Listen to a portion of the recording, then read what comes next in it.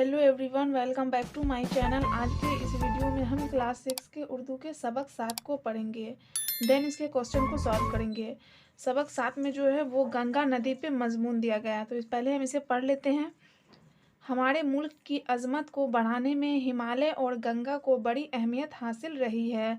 हिमालय हमारे मुल्क का पासबान है, जबकि गंगा हमारी तहजीब और तरक्की की निशानी है। गंगा हिमालय के गंगोत्री नामी बर्फ़ के आबशार यानी ग्लेशियर से निकलती है।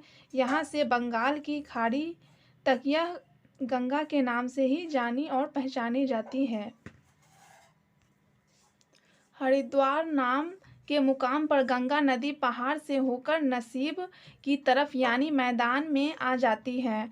हरिद्वार बहुत ही मशहूर जगह है, यहाँ हिंदू का तीर्थ स्थान है। हर 12 साल के बाद यहाँ कुंभ का मेला लगता है। हरिद्वार के कुदरती मनाजिर से भरपूर तीर्थयात्रियों से भरा रहता है। मुल्क के गोसे गोसे से ज़ायरीन की आमद से हरिद्वार में काफ़ी भीड़ भाड़ और रौनक रहती है। महाभारत में हस्तिनापुर का जिक्र बार बार आया है। यह तारीखी मुकाम हरिद्वार के रास्ते में ही पड़ता है। यहीं से बहती हुई गंगा नदी मशहूर अति शहर कानपुर यानी कि यूपी कानपुर जो है वो यूपी में है पहुंचती है। कानपुर में चूँकि कल कारखानों की तादाद बहुत है, इसलिए इस शहर के लिए गंगा नदी बहुत मुफीद और कारआमद साबित होती है। इन कल कारखानों को गंगा से ही पानी मिलता है। कानपुर शहर से तकरीबन 200 किलोमीटर आगे चलकर प्रयाग है, जिसे इलाहाबाद कहते हैं। इलाहाबाद ज़माना कदीम में प्रयाग ही के नाम से मशहूर था। यह जगह इसलिए बहुत अहम है कि यहाँ गंगा और जमुना दो नदियों का संगम यानी मिलाप होता है। यहाँ से आगे चलकर गंगा बनारस में दाखिल होती है। बनारस का कदीम नाम काशी था। यह शहर ऋषि मुनियों और मंदिरों का शहर है। यहाँ गंगा के किनारे बड़े बड़े मंदिर हैं, जहाँ हिंदुस्तान भर से लोग आते हैं और गंगा में स्नान करके पूजा पाठ करते हैं। गंगा बनारस से होती हुई सूबा बिहार में पहुँचती है। बिहार में उत्तर और दक्षिण से कई नदियाँ इसमें आकर मिल जाती है, जैसे कोसी, गंडक, घाघरा, सोन और पुनपुन वगैरह नदियाँ गंगा की मददगार नदियों में शुमार होती है। गंगा बिहार को 2 हिस्सों में तकसीम करती है। बिहार की राजधानी पटना इसके दक्षिणी किनारे पर मौजूद है। यहाँ से आगे चलकर भागलपुर होते हुए गंगा राजमहल की पहाड़ियों से टकराती हुई बंगाल में दाखिल होती हैं। यहाँ पर गंगा का सफ़र ख़त्म हो जाता है, इसका ज़ोर कम पड़ जाता है। इसके आखिरी सिरे पर समुंदर में बड़ा डेल्टा बन गया है, इसे सुंदरबन का डेल्टा कहा जाता है। तो यहाँ पर दिया है कि गंगा नदी जो है कि यानी कि किन किन शहरों से होकर गुजरती है, तो वो शहरों का नाम इसमें दिया गया है। गंगा नदी से हमारे मुल्क को बहुत फ़ायदा है। गंगा जहाँ से भी गुजरी है, इसने अपनी मददगार नदियों के साथ मिलकर मैदानी इलाकों को बहुत ज़रख़ेज़ बना दिया है। यानी गंगा नदी जहाँ से भी गुजरती है तो उसके अगल बगल जो मैदान होते हैं उसको उपजाऊ बना देती है। गंगा नदी से हिंदुस्तान की आधी आबादी अपनी रोज़ी रोटी हासिल करती है। इस नदी से बेशुमार नहर निकालकर लोग अपने खेतों को हरा भरा रखते हैं और खुशहाली इनके दामन चूमती है। इस नदी में कश्तियों के ज़रिया आमद व रफ़त का सिलसिला भी जारी रहा है।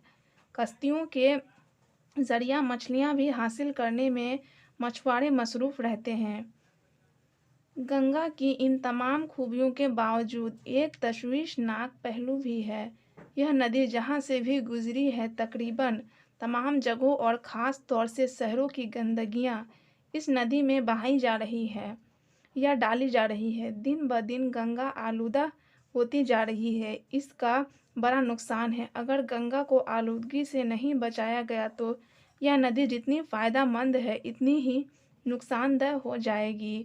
इसलिए हमें गंगा को हर हाल में आलूदगी से बचाना चाहिए। तो अब हम इसके माने देख लेते हैं। अज़मत मीन्स होता है बड़ाई, पासबान रखवाला, आबशार झरना, नसीब नीचा या गहराई, तीर्थ स्थान ज़ियारतगाह, ज़ायरीन ज़ियारत करने वाला, मुफीद, फ़ायदेमंद। सरा, किनारा, ज़रख़ेज़, उपजाऊ, तशवीश, अंदेशा या खटका। तो अब दिया गया है, इन अल्फाज को जुमलों में इस्तेमाल कीजिए, यानी इसका वाक्य बनाने के लिए दिया गया है, जुमला बनाने के लिए। मैदान है, बर्फ, नसीब, मेला, संगम। तो जुमला जो है वो आप खुद से भी बना सकते हैं, आप अपने अनुसार। और यहाँ पे हम बनाए हैं, ये बुक में जो दिया है उसी टाइप से हम बनाए हैं। जैसे मैदान है तो गंगा नदी के आसपास का मैदान बहुत ज़रख़ेज़ है, यानी बहुत उपजाऊ है। दूसरा है बर्फ़, गंगा गंगोत्री नामी बर्फ़ के आबशार से निकलती है। नेक्स्ट है नसीब, गंगा नदी पहाड़ से होकर नसीब की तरफ आ जाती है। नेक्स्ट है मेला, हरिद्वार में कुंभ का मेला लगता है। नेक्स्ट है संगम, इलाहाबाद में गंगा और जमुना 2 नदियों का संगम होता है। फिर दिया गया है आपको वाहिद से जमा बनाने, दिए हुए वाहिद अल्फाज से जमा बनाए। वाहिद ये इसका जमा है, यहाँ पे नदी का होगा नदियों, मंजर का मुनाजिर, शख्स का इश्खास, यानी एक आदमी रहा उसको हम शख्स कहेंगे और एक से ज़्यादा इश्खास, शहर का शहरों, मंदिर का मुनादिर। नेक्स्ट है इज़दाद, यानी उल्टा शब्द लिखना है, इन अल्फाज की ज़िद लिखें। फराज का उल्टा हो जाएगा नसीब, आमद का रफ़त या खर्च, दोनों में से आप एक लिख सकते हैं। कदीम का जदीद, शहर का गांव, खुशहाली का बदहाली। तो अब हम इसके क्वेश्चन को सॉल्व करेंगे। पहला है गंगा नदी कहाँ से निकलती है, इसका जवाब होगा गंगा हिमालय के गंगोत्री नामी बर्फ के आबशार यानी ग्लेशियर से निकलती है। तो यहाँ पे जवाब छूट गया था, आपको यहाँ पे जवाब लिख के तब इसका आंसर देना है। दूसरा है गंगा नदी किन किन शहरों से होकर गुजरती है, इसका जवाब होगा गंगा नदी कानपुर, इलाहाबाद, बनारस, पटना जो कि बिहार की राजधानी है, और भागलपुर भी बिहार में है, भागलपुर, बंगाल वगैरह शहरों से होकर गुजरती है।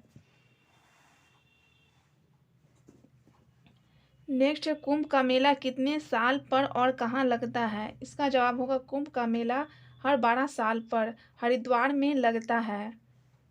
नेक्स्ट है बनारस क्यों मशहूर है, इसका जवाब होगा बनारस ऋषि मुनियों और मंदिरों के नाम से मशहूर है, जहाँ हिंदुस्तान भर से लोग आते हैं और गंगा में स्नान करके पूजा पाठ करते हैं। लास्ट क्वेश्चन, क्वेश्चन नंबर 5 है गंगा को आलूदगी से कैसे बचाया जा सकता है, इसका जवाब होगा गंगा को आलूदगी से बचाने के लिए गंगा में गंदगी ना फैलाई जाए और इसकी सफाई पर ध्यान देना चाहिए। नेक्स्ट है खाली जगहों को भरिए। पहला है गंगा डैश नामी बर्फ के आबशार से निकलती है, आपको दिया गया है गंगोत्री या मन्ना, तो यहाँ पे आपको गंगोत्री फिल करना है यहाँ पे। दूसरा है इलाहाबाद में डैश का मेला लगता है, प्रयाग या कुंभ, तो इलाहाबाद में जो है वो प्रयाग का लगता है।